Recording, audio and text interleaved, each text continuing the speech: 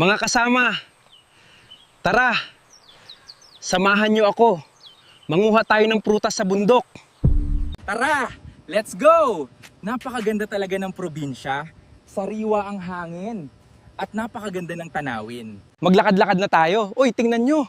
Ang daming prutas banda roon. Tara, puntahan natin. Maraming ibon din na kumakain sa prutas. Doon tayo sa bandang ilog, napakaraming prutas doon. Pipili lang kayo kung anong gusto nyo. Tara, let's go!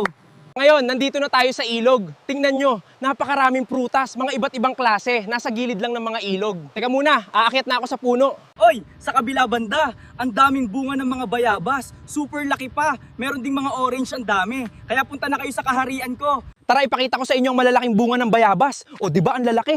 May mga orange pa. Akyat! Ang laki-laki ng ahas! Ang laki ng ahas!